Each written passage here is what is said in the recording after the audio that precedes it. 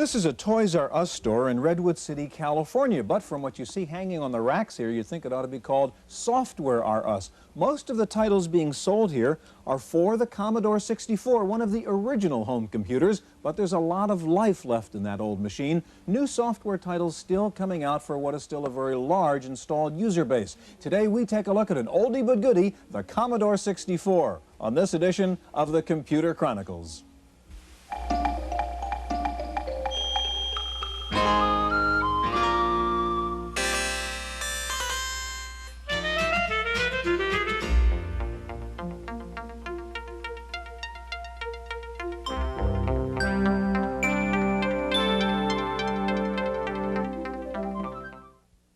The Computer Chronicles is made possible in part by McGraw-Hill, publishers of Byte magazine, and BIX, the Byte Information Exchange.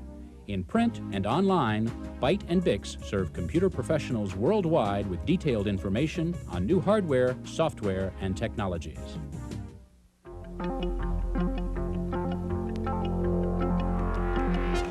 Welcome to the Computer Chronicles. I'm Stewart Cheifet. This is Gary Kildall. And Gary, I'm playing this new game from Spectrum Holobyte called Tetris. The interesting thing about it, it's the first game software sold in the United States written by Russian programmers. But what's really interesting is here's a hot new piece of software. What machine does it come out for first? The good old Commodore 64. This is the Model T of personal computers, yet people are still buying them. People are writing new software for it. How come? Well, Stewart, as you know, Jack Tramiel headed Commodore before he moved over to Atari. And Jack's philosophy is to minimize the end user price and just flood the market with the product. He did it with a $10 calculator in the mid-70s, remember that one? He did it also with the Commodore 64, less than $200. The competition was 5 times that price. It's just a good basic computer for a very affordable price. The result is there's about, what, 7 million of these things in the United States alone. It provides a real good hardware bed for software writers because they can take a software development cost and amortize it across these millions of units. The result is you get a lot of good software at a very affordable price. Gary, today we're going to focus on the good old Commodore 64. We'll meet lots of C64 users and see the interesting applications they've developed for the computer. Now, one of the reasons the Commodore 64 is still around is it got a new operating system a couple of years ago, something called GEOS. We begin today by visiting the man who wrote GEOS, Brian Doherty, at Berkeley Softworks. The history of personal computers is marked by some spectacular successes and failures. But the award for popularity must go to the Commodore 64, a little 8-bit machine that refuses to die. The 64's commercial success and its enormous user base have inspired some software developers to take a second look at the 64's potential.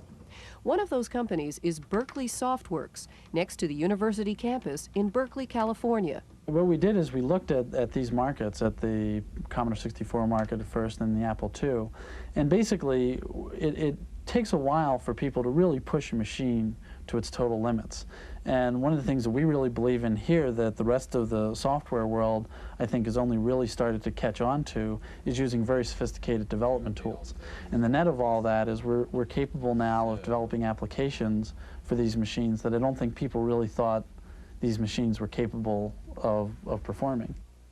Berkeley's most important product is the GEOS operating system, a graphic interface for the 64 and 128 that features pull-down menus, icons, and windows. The new operating system opens the door to some very sophisticated applications, like a spreadsheet called GeoCalc, and GeoFile, a database with user-designed forms. There's even a desktop publishing package, something usually requiring big memories and big budgets. But at Berkeley Softworks, it's all in the code. Mainly it's by coding much more efficiently. The theorem of computer science is any computer program can be implemented by a 1-bit Turing machine. That's actually a theory that's been proven in computer science. So even this 8-bit processor is capable of doing all the things that a much more expensive computer, like say a Macintosh or an IBM PC, is capable of doing. Now, it may not be able to do it as fast, although we try to make up for the limitations and the capability of the machine by programming more efficiently. But you can actually do anything with a computer.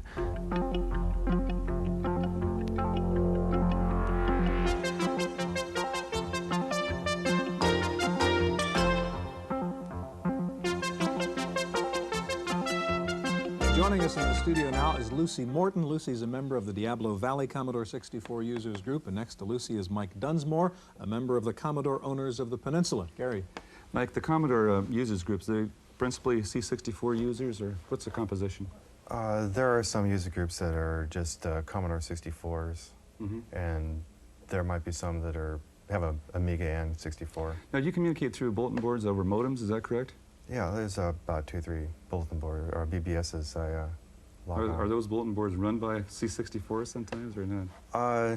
Generally on another machine, but they might have Commodore 64 database and downloads, uploads. Hey, Lucy, it may be a little presumptuous of me, but you don't appear to be the average game player of using a Commodore 64. Why did you buy a C64? Well, we have always been interested in computers, and my husband also does some programming. And the program is very easy on this machine because you can edit it very easily, and we make mistakes very often. So you're primarily programming in BASIC then? That's right, in BASIC. Now, you have a program that you wrote that helps you make sweaters, is that correct? That, well, helps me to chart them. The making is something else. Okay. Can you tell us a little bit about it? Yes, this is an interactive program, and as you run through the program, it asks you what style you would like. And you have to have one thing before you start, which is the number of stitches per inch and the number of rows per inch, which you get from a swatch like this. All right, we've already decided that we're going to make a jacket and that we're going to have a knit-on band that is knit right in one with a sweater. And so we're going to have it in ribbing. And now we have to decide if we want a V-neck. I think we'll select a V-neck today. And we're going to put the neckband right in one with the front band, so it's a little faster. So the program leads you through this series It leads you of through the whole thing. Then what kind of sleeve do you want? Well, let's take no sleeve for this. Well, let's have a raglan sleeve. Then it asks, do you want long or short? And it will go on with this sort of thing. Do you want a fitted sleeve or straight sleeve? And it goes on through all the questions. Then it will program. Yeah, what do you end up with? Show us Yes, the printout. it will do this on the screen also, but it will end up with something like this, which I guess is this what you'd like to see? Yeah.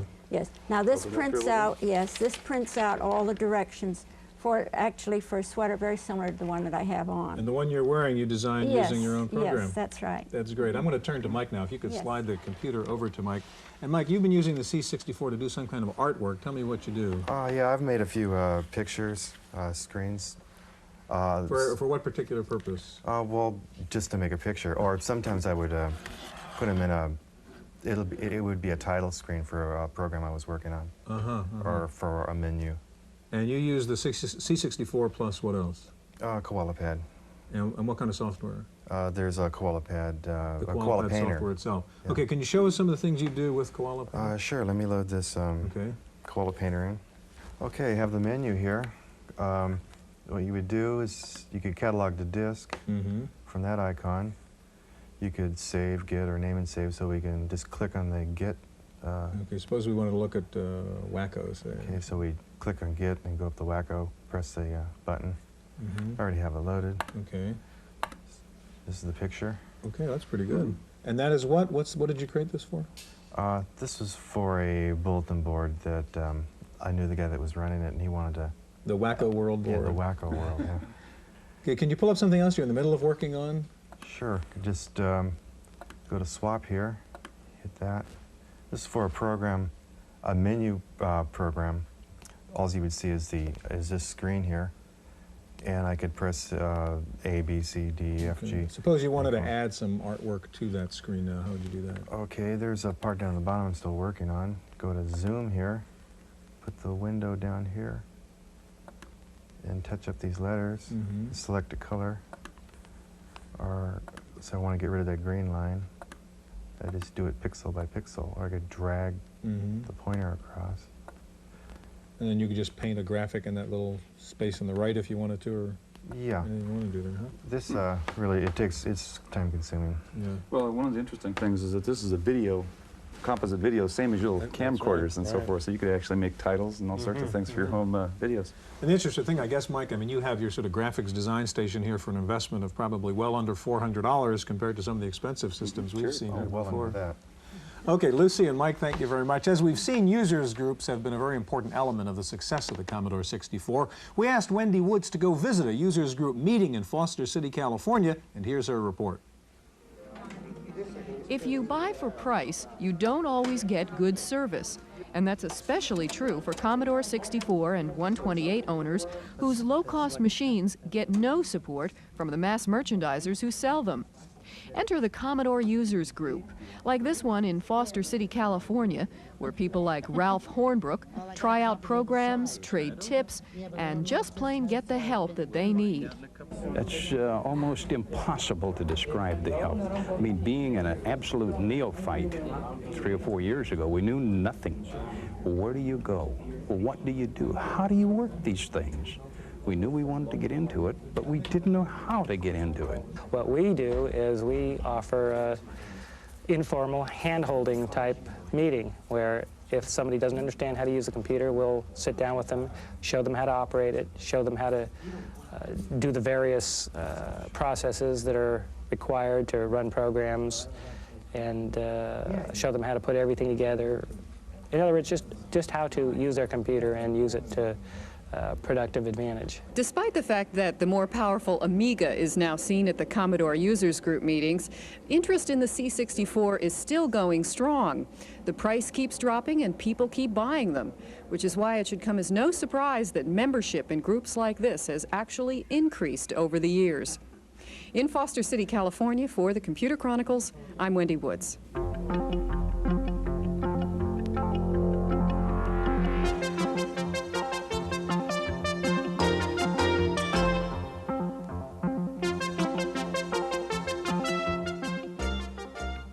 With us in the studio now is Malcolm Lowe with the Commodore West Users Group, and next to Malcolm is Kelly Flock with Electronic Arts. Kelly, Electronic Arts is obviously a well-known software producer and game software producer.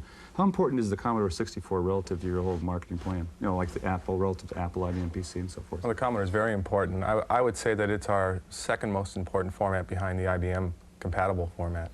What is it about the Commodore that makes it a good target for a game? It's probably the leading home computer with its installed base of like 7 million units. And it's very game intensive since, as you know, we make a lot of entertainment software. That's a natural place for us to be. Mm-hmm. Now, Malcolm, you've got a program in tracked mode here in the background running called the Wine Steward. Yes. Can you tell us a little bit about that program? Yeah, sure. The Wine Steward is a program that's designed to help people who are unfamiliar with purchasing wines to be able to make a choice based on the food that they're going to have for dinner. Mm-hmm. Okay, and this was written for the 64, and it's used in supermarkets, I understand. That's correct, yes. Show us how you'd use it. Yeah, sure. The basic screen is a menu of choices. You move down the menu with the using a white button that's on a cabinet, and using the green button, you select a further menu. Move down to the choice and select again, and you will be given a choice of total of 9 wines. Okay, so it's making its decision as to what wines to recommend. And that's correct. And there are 3 on the first screen, which are budget price wines. The second screen offers you another 3 at popular price, and the third at premium price wines. How do people like this? They seem to take to it very well indeed. Any particular reason why you wrote it for the Commodore 64? Pretty well an easy computer to program for. It has lots of features, particularly color, and you can program different fonts for it. Yeah. Okay, Kelly, let's turn to you. And Electronic Arts has a new game for the 64 called Skate or Die, and I want you to tell me about that. This is a multi-event game where it's kind of like a skateboard simulation where you get to do all the things that you wouldn't normally do unless you... you don't want to risk your knees and your elbows. Right, all the fun and none of the scars, as we say. Okay, Kelly, show me how you play Skate or Die. Okay, this is the half pipe, which is a regular skateboarding event. And you do it through a combination that's a kick turn of joystick moves and button controls. There's no need to look at the documentation. Whoop. Oh, you did that on purpose? I wish. I'm going to try and get up in the air on this one. Up. All right. Ooh, beautiful, almost. So it's a combination of joystick and the buttons. Correct. Oh, nice move. However. So there are like 12 different moves you can do in here. And you get points for the variety of your routine, and you get bonus points at the end. So I got 8,000 points, which is a pretty good score. You can get up to 15,000 points in here. The crowd in the background here. Yeah. Kelly, is Skater Die available on any machine other than the Commodore 64? No, right now it's available only on the Commodore. It was designed on the Commodore and takes advantage of some unique features such as the sprites and the 16 colors and the 3 voices.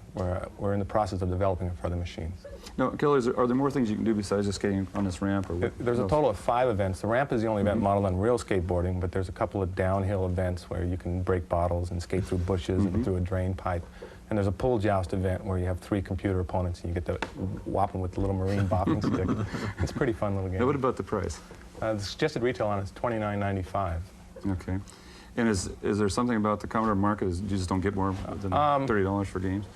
As the Commodore market gets older, it becomes more price sensitive. There's a lot more product developed for it as opposed to, say, a market like the Amiga where there are very few games right now. So is this going to be something you're de-emphasizing after a while? No, we make it up in volume. Okay. How do we do it? The volume. Kelly, Malcolm, thank you very much. Gary, earlier this week I got a chance to talk to the new president of Commodore, Max Toy, and I started out by asking him if Commodore looks at the 64 as really a game machine. Well, it would be real easy to say that, but what we have seen in the marketplace is that it's continuing to be used in business. We're seeing it used on broader applications than we've ever seen before. Commodore 64 is being used for desktop publishing. It's being used in the small, tiny business. It's having a resurgence back in the education marketplace. So it is much more than a toy marketplace. Now, I will tell you that we have seen a growth and enhancement in the entertainment marketplace due to some of the software. But we're still seeing new business software being written for the product as well. Is it a current machine? Are people still buying Commodore 64s? The incredible thing about the Commodore 64 is it does continue to grow, and the market continues to expand. We sell worldwide between 1 million and 1.5 million Commodore 64s every year. And what we've seen is a whole new wave of customers coming into the marketplace. Commodore 64 has always been strong in the small, tiny business marketplace, but we're seeing a lot of young first-time users coming into the marketplace. In fact, I've heard it said that Commodore welcomes more first-time users than any other company in the world. Brand new software is coming into the marketplace, and you got to remember, it's not old technology to the first-time user. And we're seeing a lot of people using this computer as their first entry into the power of computing. And therefore, you're bringing new customers in every year come into this marketplace. And so it is new technology as far as they're concerned, and we see software people continuing to use the high-performance capabilities for a very high-value dollar.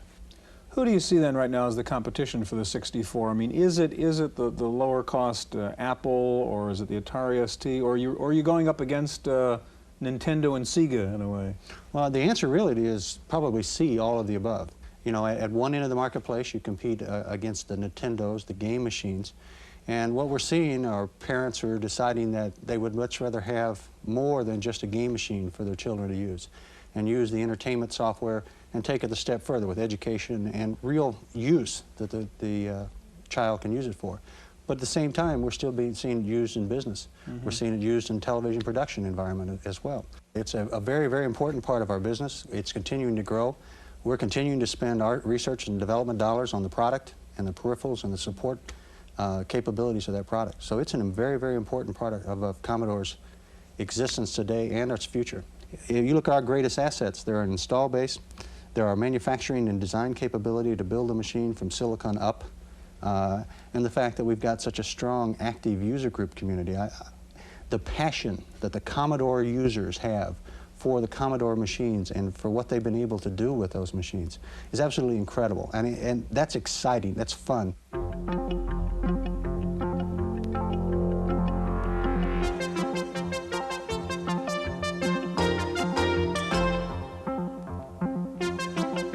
Joining us in the studio now is Bill Morrow, a Commodore 64 user from Pacifica, California, and behind Bill, Gary, is a table full of synthesizers, all hooked up to a 64. Bill, you're a very accomplished musician. What is it about the Commodore 64 that makes it a good music computer? Number one, it's very inexpensive. The other thing is the SID chip, and that's the sound interface device. Okay, what does the SID chip do? Well, it makes sound. It has 3 musicians in it, you could say. And these 3 musicians can play individual notes separate, or they can play them simultaneously. We can have a flute and a bass and a violin playing all at the same time. Okay, and then you can experiment with the different sounds and mix them and so forth. I can study the attack, delay, and sustain and release. Okay. Now you've got some software in here, some composition software called Master Composer, is it? Uh-huh. Show us how that works using the SID chip, Bill. Well, here you can see I already entered a few notes. Let me go over here. And I have 3 voices. I've got my musician number 2 here.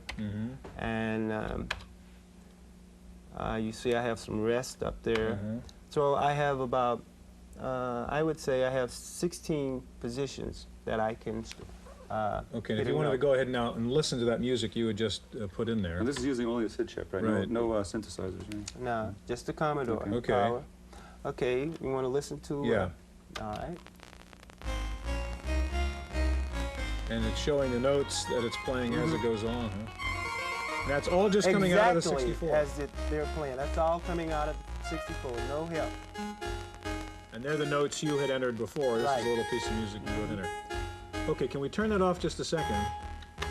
And I want to ask you now to give us the whole ball game here and hook up all your synthesizers and see if the 64 can handle all of that. So what do we do to do that? Okay, first of all, I have the MIDI interface hooked to the Commodore, hooked up with the Commodore. And from the MIDI interface, I go through my MIDI through box, which we can't see. And from that, I'm hooked up to 1, 2, 3 keyboards, which all are multi-channels. And I have about 14 channels, or tracks. The musician would think of them as tracks, different tracks running. Then we have the drum machine, and we have a sound generator over there, which gives me about 16 tracks. And what's the software that's controlling all this? The software is Dr. T's software, and it's a very powerful software. You can record with this just like you're recording in a studio, like they say, take 1 and you play. Or you can insert the notes from... okay, how about take 1? Let's hear what it sounds like. Yes, take 1, play, okay. Tell us what you're doing. I'm doing an original tune that I and James Anderson co-wrote. Okay.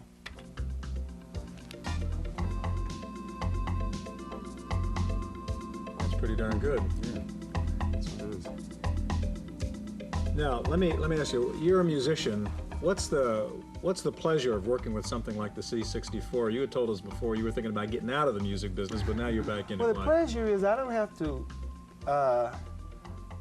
have a lot of musicians to rehearse with. I don't have to tell them play my music simple. I want, you know, and I've got a drummer that this crazy machine will just play all day long. And most of the time I would wear musicians out. I like to rehearse. And these guys say, well, I'm tired. So as a composer and as a musician, you have more control now. I have more control. With pretty little investment, as you said. Oh, it's a very cheap investment. Thanks so much for being here, Bill. That's our look at the Commodore 64. Hope we'll see you here again next week on the Computer Chronicles.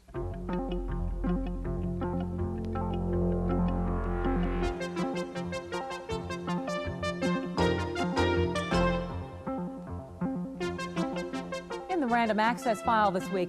There are reports that the new DBase 4 program has some bugs in the SQL mode.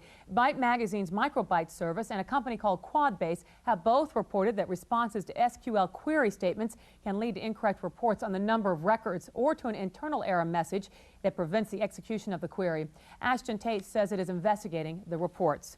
The Inver virus, which attacked the Macintosh community several months ago, has been discovered on a Mac CD-ROM disk of public domain software. The virus infected 7 files on the disk, including a HyperCard stack and Stuffit. The disk is called the Mega ROM, and it's produced by Quantum Leap Technology. The company says it has found and eliminated the virus and that new copies of the disk are clean. The Inver virus was passed on through a hard disk utility. It infects applications and eventually causes an unrecoverable systems crash. The virus reportedly can be detected by the Virus Detective program, but can sneak by Apple's program called Virus RX. The Russians say they have been hit by their first computer virus. The virus, known as DOS-62, infected 80 computers at the USSR Academy of Sciences. The Russians suspect the virus got into the system after some students who attended an international summer computer camp attempted to copy some infected programs using the Academy's computers. IBM says it has developed a new experimental circuit that could lead to PCs with mainframe speed. The CMOS circuit is 1/300th the thickness of a human hair. It can switch on and off 30 billion times a second. A memory chip using the new circuit could contain up to 256 megabits of information. Time for this week's software review. Here's Paul Schindler. In our available minute, we can't settle the age-old question of whether you really need an encyclopedia or not, but if you decide you do, for yourself or your children, which would you rather have? These 20 volumes or this compact disc? This is the Electronic Encyclopedia, and it contains all the text from the Academic American Encyclopedia. That's 9 million words, 30,000 entries, 60 megabytes of data. You can pay $1 a minute to access this encyclopedia online via Dow Jones, or you pay $300 once and have this in your home. Now, we're not going to show any screens today because screens full of text aren't very interesting to look at. But I can tell you that when you give the Electronic Encyclopedia search program a word, it finds every article in the encyclopedia that includes that word and tells you the headline of the article. You can read it, print it, or put it in a disk file. Now, be careful what you do with that disk file because you don't want to plagiarize this work. Now, I know in order to use this, you need an $800 CD-ROM player for your PC. Believe me, this isn't the last CD-ROM program you'll want. The Electronic Encyclopedia is $300 from Grolier Electronic Publishing in New York. For the Computer Chronicles, I'm Paul Schindler. Hewlett-Packard has announced that it is introducing a new 386 computer that uses EISA bus architecture. The bus will enable 32-bit throughput, but will be compatible with the existing AT-type boards. The new HP machine is set to ship in the second half of 1989. SAC Technologies has introduced a new English language DOS interface called DOS Talk. It's a piece of Lisp software that lets you type in natural language commands for normal DOS functions. The software sells for $89.95. Chartered Electronics of Singapore has introduced Faxility. It's a black box which attaches to your computer and lets your fax board receive faxes, even if your PC is turned off. The box will sell for $145. It's awaiting FCC approval. Finally, what happens when two computerized machines mate? You get an ATM machine that sells stamps. Equibank of Pittsburgh is selling the new machines to banks, and the nice part is you don't even need money. The ATM will automatically charge your checking account for the stamps you buy. That's it for this week's Random Access. I'm Cynthia Steele. The Computer Chronicles is made possible in part by McGraw-Hill, publishers of Byte Magazine, and BIX, the Byte Information Exchange. In print and online, Byte and BIX serve computer professionals worldwide with detailed information on new hardware, software, and technologies. For a transcript of this week's Computer Chronicles, send $4 to PTV Publications, Post Office Box 701, Kent, Ohio 44240. Please indicate program date.